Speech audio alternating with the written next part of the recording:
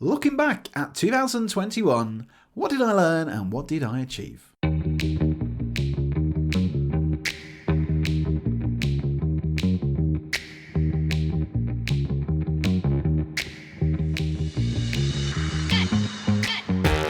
Hello and welcome to the Unlock podcast with me, Ricky Lock, the podcast that is part of my adventure to unlock how to be the best version of ourselves and to live an extraordinary life. It is the end of 2021 and what a year it has been. So I've decided to do a roundup of 2021. What are some of my key achievements? I've broken them down into kind of 10 really. What are my key achievements and what are some of the lessons that I've learned from those wonderful memories? Now, there might be a few more because I go off on a tangent, as most fans will recognise, but I'll try to keep this nice and fun and fun because I think there's lots of learnings here that we can all take away and carry this forward into 2022. So grab yourself a brew, unless you're in the car, or if you are, I don't know, if you're on a jog, then jog. Yeah, enjoy. But listen to this. So 10 achievements, really. So I've to do this, how I kind of worked out what I've achieved is I've gone onto my iPhone and I've gone back through all of my photos.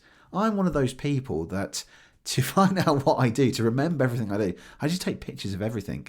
Now, unfortunately, I've realised that if you have Instagram, if you haven't taken the notification off where your photos get saved to your phone, you should, because I've realised I've got hundreds and hundreds, probably thousands of photos this year where it's just my Instagram stories. I put so many things on my Instagram stories and it also saves a photo into my actual camera folder. So I had to scroll through hundreds and hundreds and hundreds, maybe thousands of photos just to remember what I've done this year.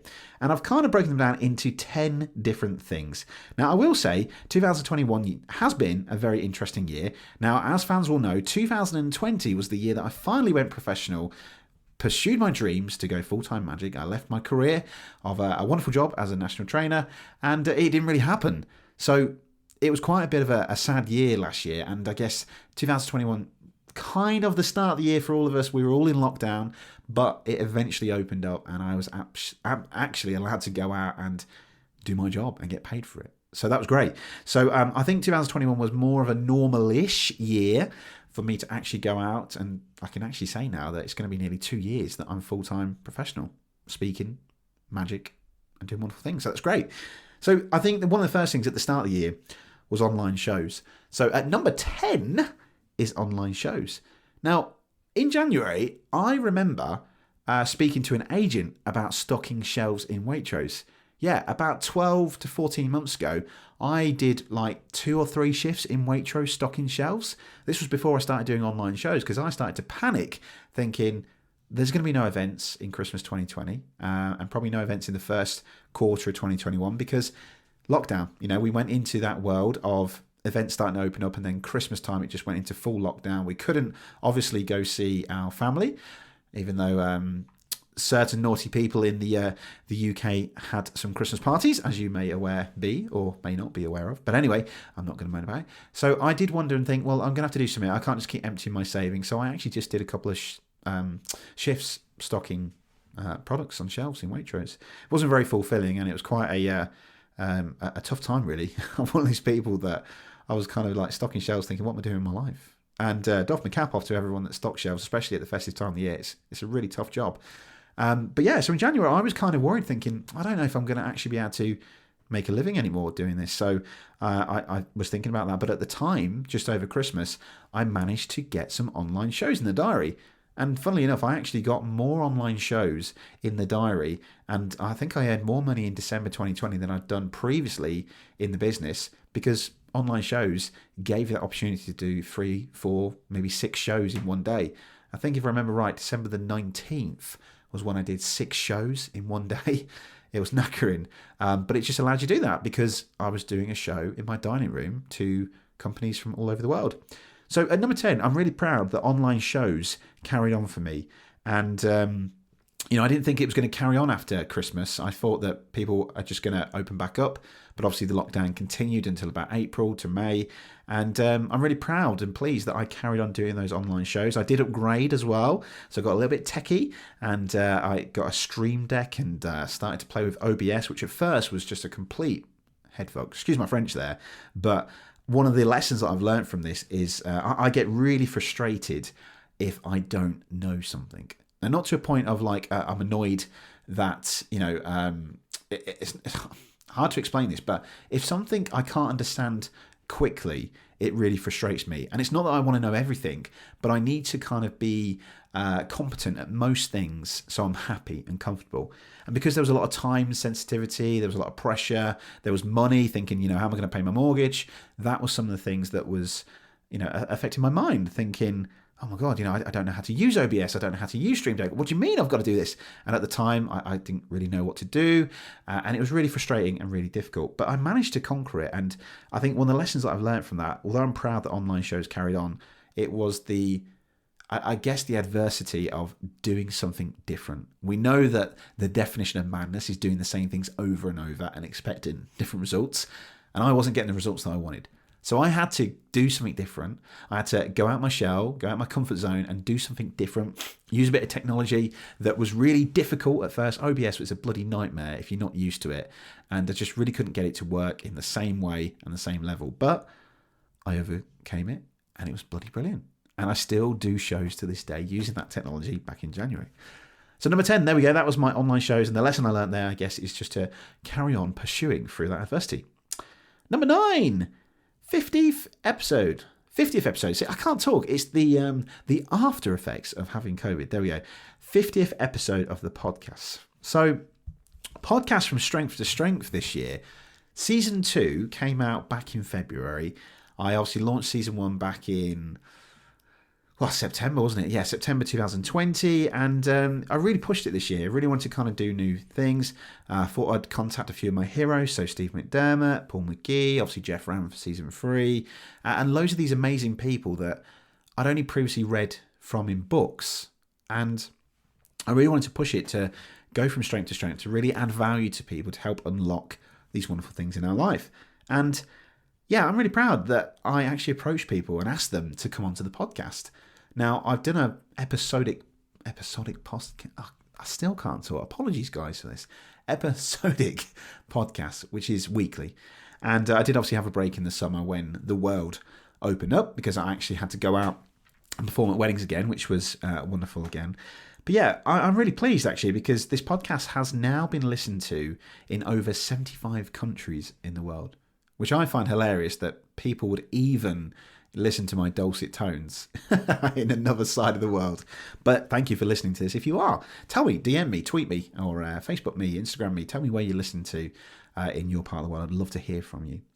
But yeah, I'm really proud actually that the podcast has grown from strength to strength. It's getting about, I think it's about now 100 downloads every single week. And this is from past episodes, from episodes 1 to 10. So it's a real privilege to see that and real honour that this podcast is growing from strength to strength. But I'm really proud that I reached out to some of my heroes to come onto the podcast and they said yes. I also launched the 3 Men and podcast as well, which was a real lot of fun. Good lads. Love both Matt and Alan. And we had a great time in the summer on a side kind of quest doing the 3 Men and podcast. But what's the lesson here that I've achieved? I think this is about, I think we often kind of have this imposter syndrome thinking, I'm going to contact someone who is potentially a hero of mine, is one of my favourite authors. They're not going to come on my podcast. Why would they? Who am I? And why would they want to come on this show? But sometimes that imposter syndrome, we need to tell that little imposter inside ourselves to just shut up, get out your own way, because who cares? Who knows what someone's going to say? And you don't know unless you ask. When I reached out to Steve McDermott and Paul McGee, I just said, hey, I'm Ricky. I've got a show. I'd love to come on. I love your work. Would you like to come on and be a guest? Now, I don't know, obviously, till this day, that during the time when I asked, we were in a lockdown still. So people need promotion, they need PR. But I was both amazed by the kindness and lovely support that they just both said, yeah, sure, Ricky, I would love to come on your podcast. And that's amazing. So that lesson that I'm going to carry on to 2022 is just asking for things. If you want to do something or you really want to achieve something, just ask for it. Who cares if it doesn't happen or if someone says no to you? The real win is that you tried. And this podcast has gone from strength to strength just because I reached out to someone. So tell that imposter inside of you to shut up and just ask for what you need. Number 8 is the PSA speaking career. So obviously I've been talking about this for a while. One of my goals is to be an international speaker. That's part of this adventure of this podcast, to unlock how to be the best version of ourselves so I can use this in my speaking career. And I joined the PSA earlier on this year. Really, I'd heard lots of different things about the PSA. It's called the Professional Speaking Association. And I wasn't quite sure what it'd be like. I was a president of the Peterborough Society of Magicians, and I am one of those people that has a lot of strings to my bow, and I just decided to go give it a go. And it was such a wonderful experience, and it still is to this day. I joined the East Midlands branch, and I've met so many wonderful friends there. Izzy Dixon, who's come onto this podcast. We've got Jake Richings. I've met Kat Hayes. I've met so many wonderful, amazing people from this wonderful network. Now, the PSA is a wonderful, recognised industry for professional speakers, and I'm so proud to have joined. And because I joined earlier on this year, myself and Kat and Izzy and Jake, we all got a chance to try out Speaker Factor. And Speaker Factor is one of these wonderful competitions for new members of the PSA to join. And if you've been there for, I think it was about 3 or 4 months, I think, and you come on and you do a talk for 5 minutes. And this was all on virtual. And 5 minutes is quite difficult. This podcast is already about 11 minutes in and I'm still talking. I love talking. So to get any of my talks, which I'm used to talking about 20-minute keynotes on stages, to 5 minutes is really difficult. And I really wanted to make a really great effort. So I've been doing a lot of training and a lot of investing my time into speaking courses over the last probably about 2 years now. So I really wanted to make a good effort of it. And I'm really pleased that I came second. I think I was up against 5 people, I think, and I was part of that 5. And there were some amazing speakers in that lineup. And congratulations to Amanda Harris, who won the East Midlands region, who then later went on into the final as well. And I came second. So that was one of my proudest achievements. But I guess the lesson there that I'm learning is about being brave, doing something different again. A bit like what we were saying for the achievement number 10 for the online shows. Yeah, this is about being brave and doing something different. And I think if you want to achieve something that's part of your vision, if you've got a goal in life that you want to achieve, then go for it. You know, what was that? It's a great phrase. I'll have to kind of edit this bit out. I forget it. I think it's what if I fall? And then the response is, but what if you fly? I think it's from Peter Pan. The phrase goes, what if I fall? But darling, what if you fly? And I think that's that thing, isn't it? About just take a step off and see what happens. See if you fly. So there you go. PSA, that is number 8. Number 7, online course. Yes. Online course created. So number 7. Yeah, I wanted to do an online course back in 2020. Obviously, everybody was searching for new avenues and new ways of passive income because in the hospitality industry, there was no one booking real life events. Now, we did obviously go into online events, but one of the things to grow your business and have a bit of scalability is to have an online course. It can feed into things. And I created one in line with this podcast, which I did do a soft launch. I don't really talk about it because I've not really done a proper launch, which I might do in 2022.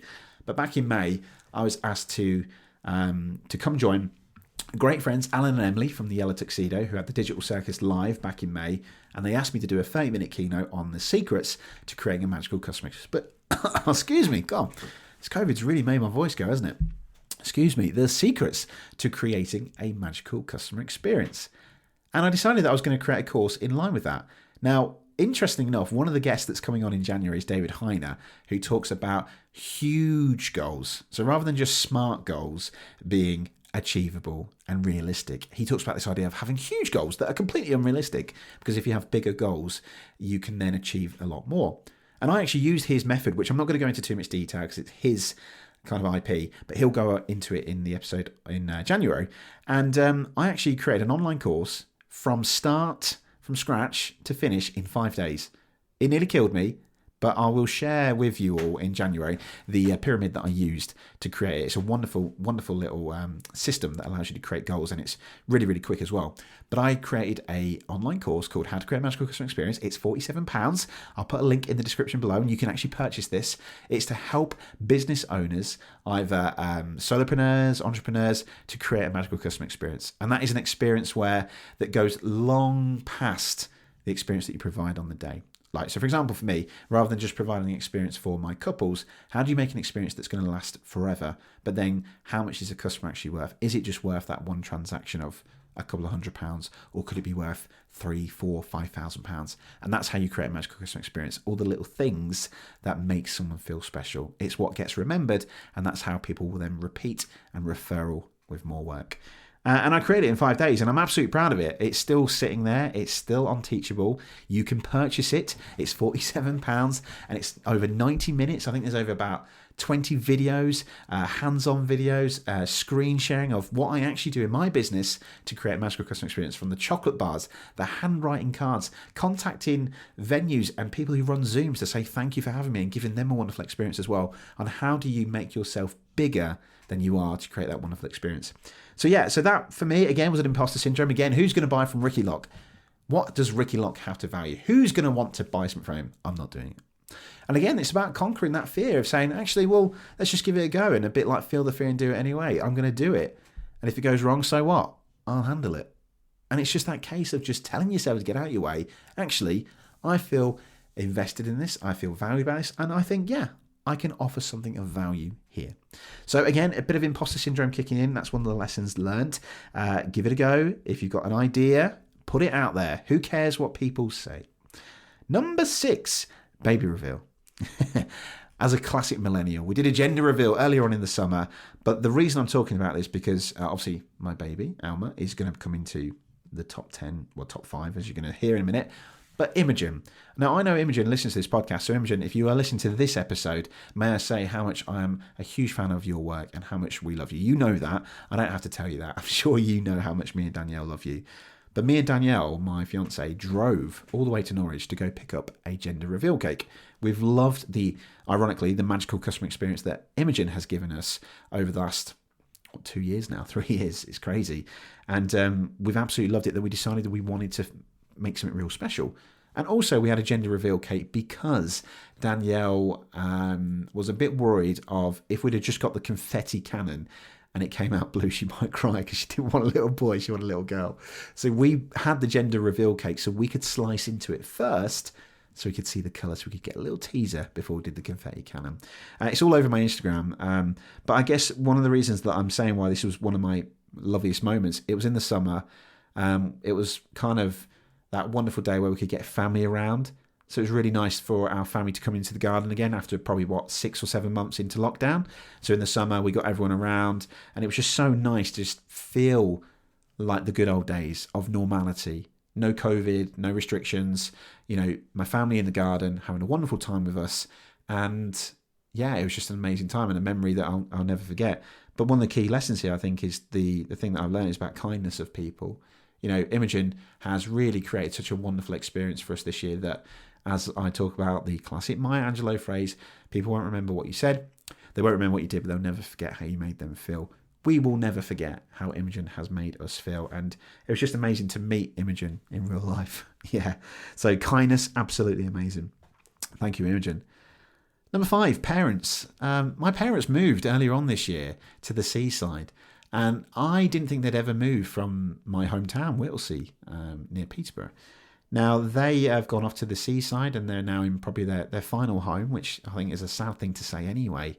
But one of the things here is to see them actually now living their life. And actually now as a parent, I now understand what they've done for me growing up. I was probably a bit naive and ignorant to all the things they did and the life that we had, me and my brother. We didn't really understand that. We just did what we did, and you compare yourselves, don't you, to other people at school. So for me, our life was based on only what I knew, but now I really understand what they've done and sacrificed over the years to give us the life and the privileged life that I have now. And now it's so nice to see that they are now going off and enjoying their wonderful life in their forever home, their final home, and by the seaside, which they will probably stay there forever now.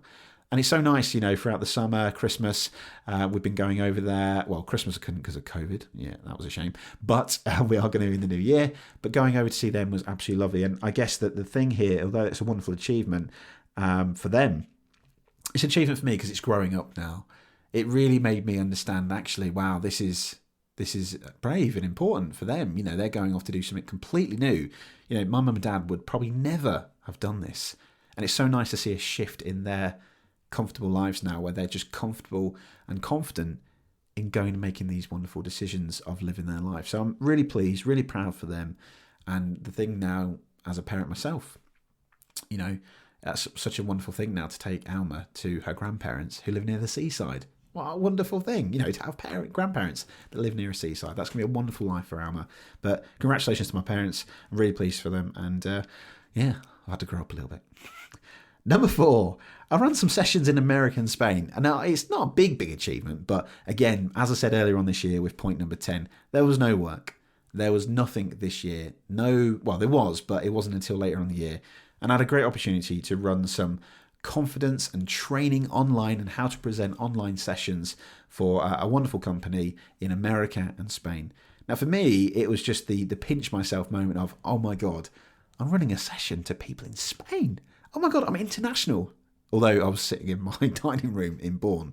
But it was a wonderful opportunity. And I guess that the lesson there, well, there's not really a lesson there, is there? But maybe there's something here to think about of looking back as a child, or even looking back 2 years ago, thinking of what's going to come with the pandemic and looking at what you might be doing. So I guess there's some sort of pride there. But yeah, absolute wonderful experience. Loved doing that. That was a really, really cool little experience. So thank you, Simon, for obviously organising that as well. Number 3, skateboarding. Sometimes people worry about what others might think of them. And I couldn't give two shits. Sorry. I love skateboarding. I used to skateboard as a teenager from about 13 to about 20. Thought I'd have another go about 24 and then got appendicitis in Mexico and then stopped. And then last year, just before I kind of got made redundant in 2020, I bought a skateboard so that I could just have something to do a bit of exercise and just for fun. And obviously we went into lockdown, but I was able to go to the local skate park because it was outdoors when we could have our outdoor exercise. And I absolutely loved it. And still to this day, I'm still doing it. Although it's slightly, I'm doing less of it now because I've got a child. Yeah, but I'll be taking Alma there as soon as I can. And I'll try to get out there in the new year. But I've been going to Adrenaline Alley. There you go, can't talk. Adrenaline Alley in Corby. It's Europe's, I think, biggest indoor skate park. It's full of wood, which is, that sounds terrible, doesn't it say that? Sorry for the pun. But wood skate parks are amazing. And I used to skate at Y2 Skate in Fletton in Peterborough when I was a teenager. And it got knocked down, and it was just one of the greatest places in the world for me as a kid. And although none of my friends are now doing it, but I have met some wonderful, amazing friends at the new place, I think there's about this idea of being authentic, of being yourself, and not worrying about what people might think of you. I was really worried about putting it on Instagram. I wanted to put a video up just to show an achievement when I got a frontside air. Now, if you're not a skateboarder, it's basically just when you go up the ramp, you kind of bonk off the coping, you do a little ollie, and you kind of go above the coping and then back into the ramp. Now, as a kid, I'd always wanted to achieve that, and I could never do that in my life. So to do it now when I'm 32 was a massive achievement. But I've since learned from this, then so what? Who cares if someone thinks that that's stupid or immature? It might not think that, but this is about being authentic, and I'm going to continue doing this. It's great exercise, it's great fun, and it's such a great community as well. Everyone just always wants to cheer people on and praise people. There's this thing that skateboarders do that when you do a really cool trick, you kind of slam your skateboard into the floor like as if you're tapping it. And it's just a great recognition to say, well done, that was awesome. It's such a wonderful community, and I'm going to continue doing it. I've got some great friends there, Pete, Joel, Steph, and we've got Kieran as well. And yeah, I absolutely love it, and I'm going to keep doing it as well. I love it. Who knows what will happen? I'll bring Alma along one day, but I do have a dream, actually, to do a big frontside air on the vert. So that's my goal 1 year. So there you go. Authenticity is key. Number 2, weddings. Complete gratitude for this year of getting back out into the real world, of doing the job that I kind of left my career to fulfill. You know, my full dreams and passion to be a full-time professional magician and speaker, to go out there and actually speak and perform. Wow, I'm so grateful. I mean, in 2020, I did 3 in-person weddings, so right off. And this year, I've done up to about, I think, just under 50 now with the Christmas season finishing.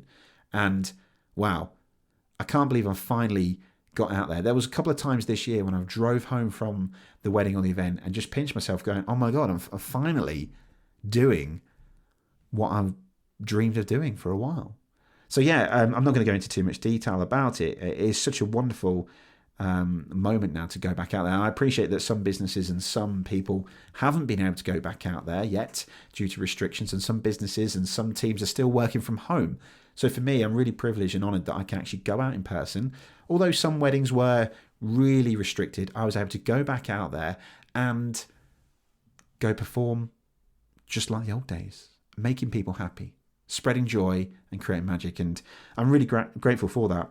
It was such a wonderful opportunity. And again, although I think some of us are worrying about what's going to happen in the first week of the new year, about the cases that's happening at the minute, I think we're going to be all right. And I'm just so grateful to get back out there.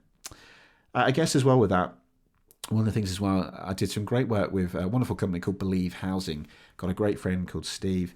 And they invited me up to do some magic, and I did a keynote. And it's one of the first times I actually did my first keynote in person, because over the last 2 years, it's been online or on Zoom.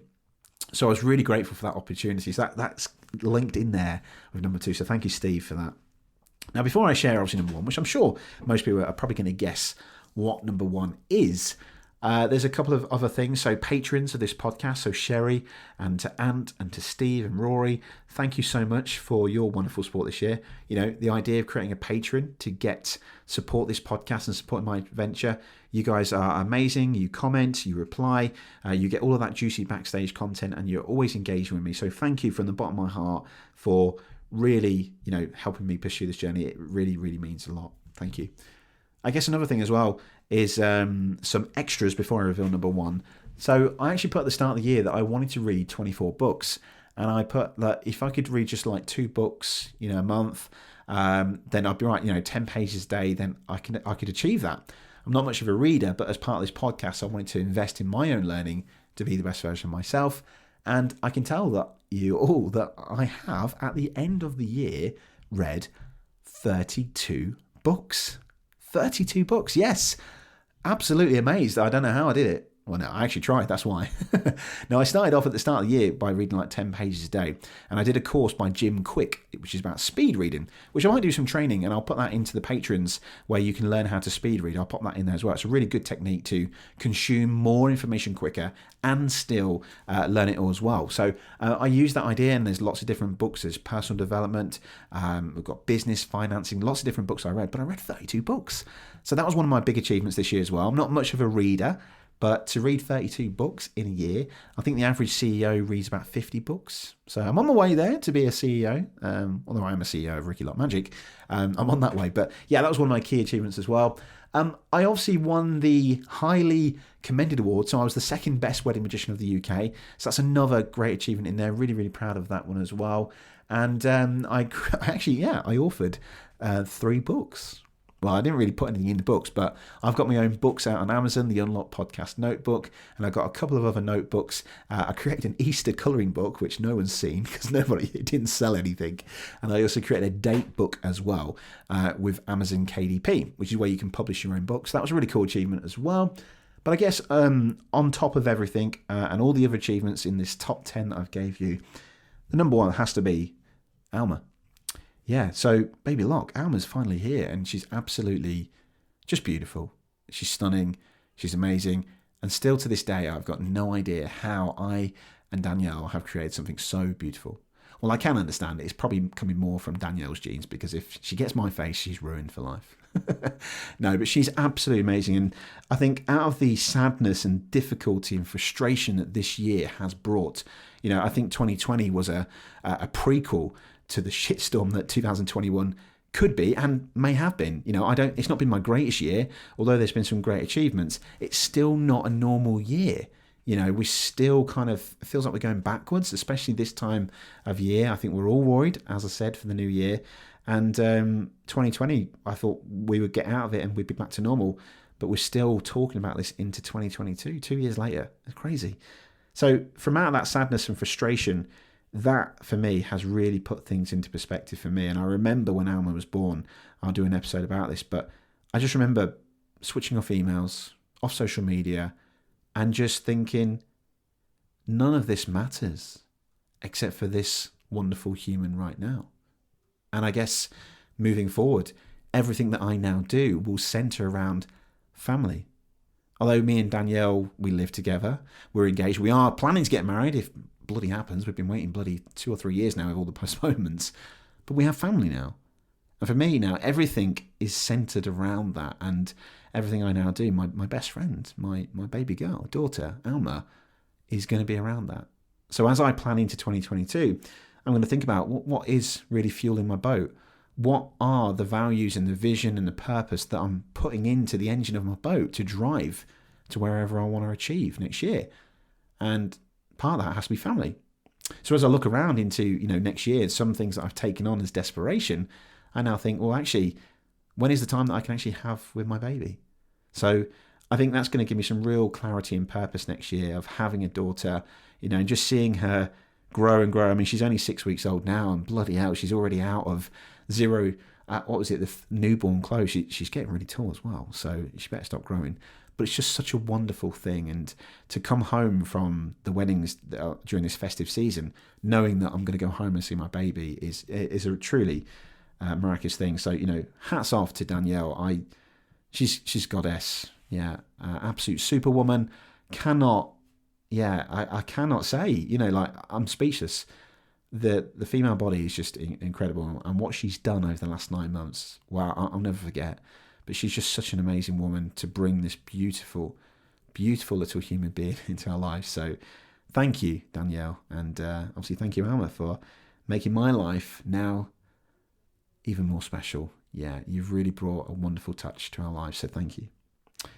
So there you go, 10 key achievements, 10 lessons, online shows, 50 episodes, podcast growing from strength to strength, PSA speaking career, online courses created, baby reveals, my parents moving, running sessions around the world, skateboarding, weddings, and Alma, imposter syndrome, growing up, pursuing through adversity, gratitude, lots of key different things. But I think rounding all of this up into one kind of message would be the idea of to stop focusing on the future. We always think about what might be, what might come, what am I going to achieve? But actually, since having Alma, it's now starting to think that will come. Whatever will be. But right now, it's about focusing on the present. The word present is a gift. And I know I've talked about this on a previous episode called Smelling the Roses. But that really is the most important thing, is whatever happens next week, whether the world goes into a lockdown or a circuit breaker, we need to enjoy the moment, because who knows what's around the corner. And for me right now with my family, I need to really smell the roses and think about the present and enjoy it. So I guess thank you for listening to this episode, and thank you again for supporting the podcast this year. It's gone from strength to strength. As I said, we've got over 50 episodes now, and it's listened to in over 75 countries around the world. And I could not do it without your support for listening to this podcast. So thank you. Thank you again to the patrons, Anthony Howe, Sherry Brenton, Steve McDermott, and Rory Barnes, for your continued support. It really means a lot. I hope that you can all join me in 2022. I'm going to bring some amazing guests.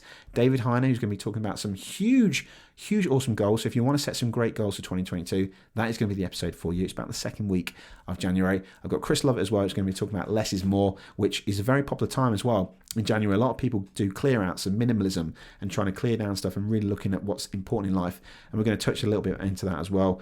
But also I will be sharing some trainings as well and some awesome bonus content as well. So thank you to everyone. I really do appreciate it. If you did like this episode, then head over to Apple Podcasts and Spotify now. It's very easy. Go on to Spotify on the phone, on the app, and you can click a rating. And if you give us 5 stars, that gets this podcast still shared into Spotify. So, guys, thank you so much. And to you listening to this episode right now, thank you for your wonderful support this year. I hope that you have an incredible new year, and I hope that you have an amazing 2022. From me and my family to you, Merry Christmas and a Happy New Year. Bye-bye.